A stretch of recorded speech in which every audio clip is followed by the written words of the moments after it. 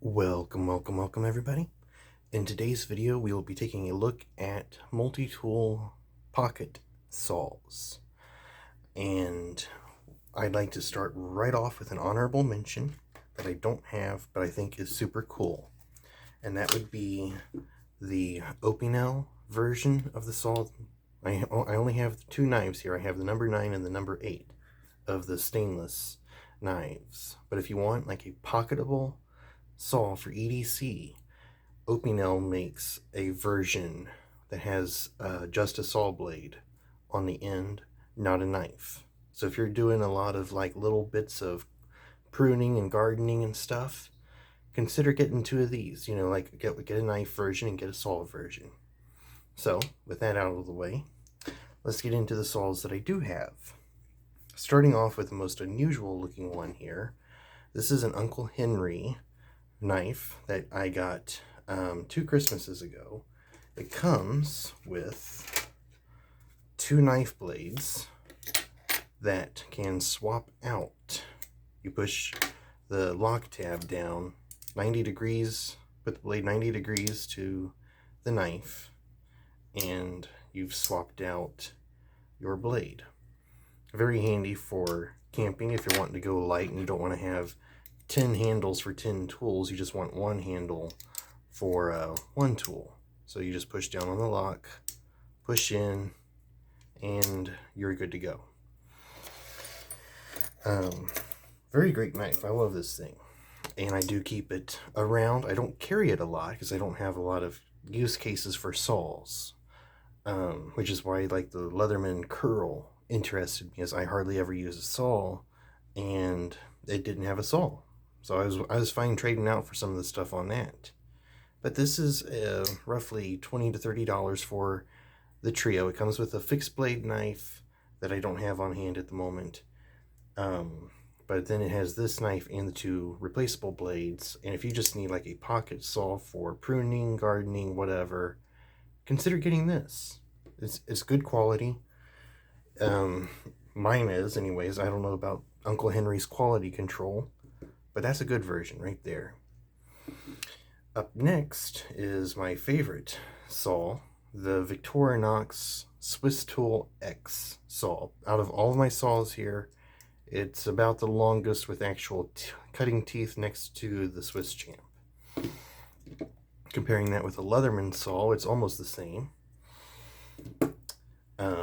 But yeah, this sucker, it rips through PVC pipe, it rips through tree branches, it rips through a whole lot of stuff. It's easy to pull out, it's easy to hold, easy to use, and if you're afraid of getting your fingers cut, you know, you can kind of pop that open, lock a few fingers behind this lower part here, and just have at it. But, you know, you understand if you're using a saw on a multi-tool, you are, you know, it's not the safest saw in the world, but it's a multi-tool saw. It is what it is. You learn to deal with it.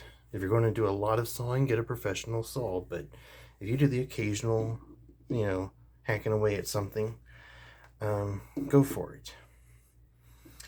Next up are the Leatherman Juices. Now I have 2 here because they're from different series. This is the original Leatherman Juice CS4 from way back in the day. This is the 2022 Sprint Run that came out that I was lucky enough to get a part to get one of. You can blame David Sanderson over at Knife Center for the disappearance of several of those. He's got a couple of them because these are fantastic little tools. The tool itself is great size pliers. It's pocketable. It's basically Leatherman's version of the Victorinox Swiss Champ in many ways, if you like prioritizing pliers over knife blade. If you like knife blade over pliers, go Victorinox. But I'm pulling these 2 up because the saw blades are, for all intents and visual purposes, identical. If you're wondering which version has the better saw, at least between these 2, they're the same. So if you get a chance to get like the original series Juice or the 2022 Sprint Run, you're going to get a good saw either way. And this saw is, you know, phenomenal because it is a big saw that almost does not fit into the multi-tool. Like, you would not think, looking at that this has a saw that big packed into it, but it does. And it does it very well. And the saw rips out wood like you would not believe. This thing just cuts straight through stuff like it's not even there. So, that being said, on to the next saw, and last saw of the video, the Victorinox Swiss Champ. Out of all of these saws, it's probably the least safe to use because it does not lock. The Leathermans do not lock, but the detent is a little bit better on that, I think, than it is on the Victorinox. But, you know, those of you that have used these know that this is a tried and true saw in the woods.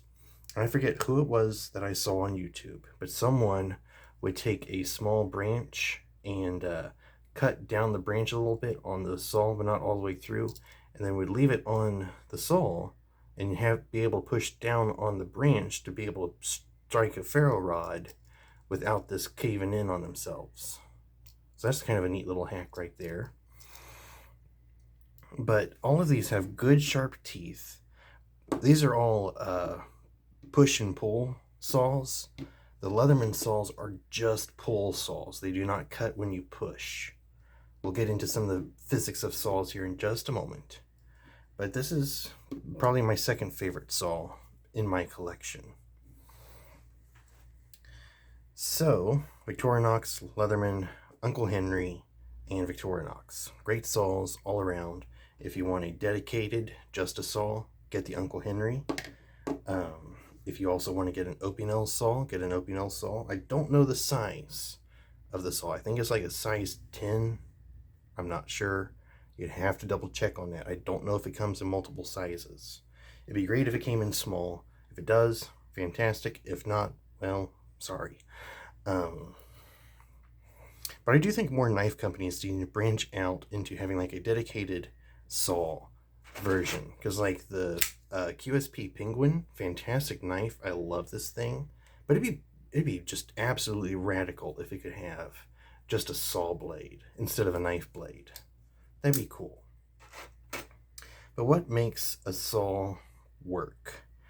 And all of these saws actually do the main thing that we need them to do. The problem with a saw is when you're trying to cut with it. When you look at the saw blade this way, if the saw's spine, which is this part here, this is the spine, this is the edge / belly, depending on how you want to phrase it.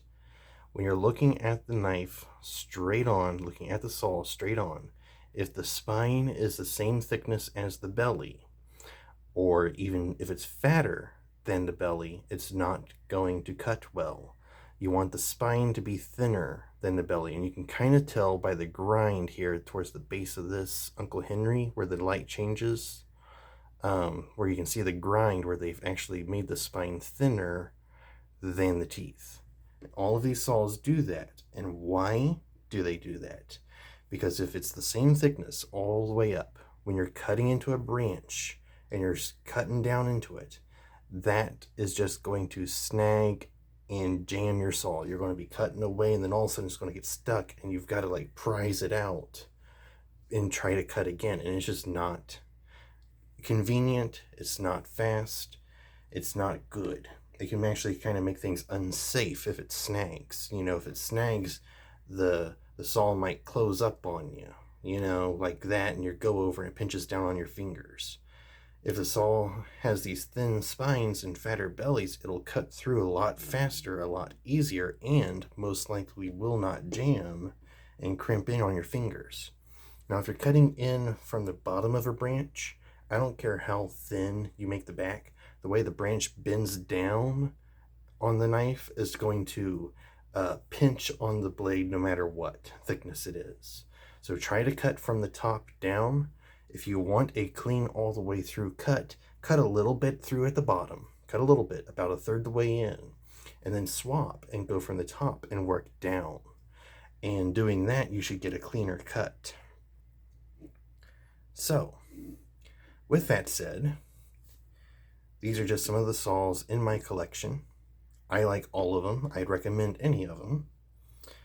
This one's probably my favorite, just kind of the biggest, bulk, chunkiest saw of the bunch. But these two are fantastic. I love having these around.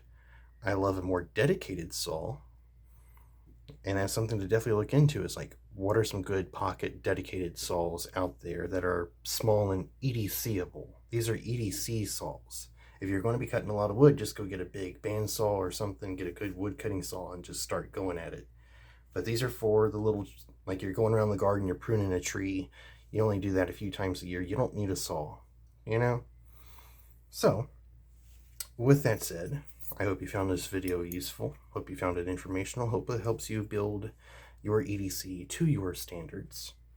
And until the next time, a farewell, a carry well, and a bye-bye.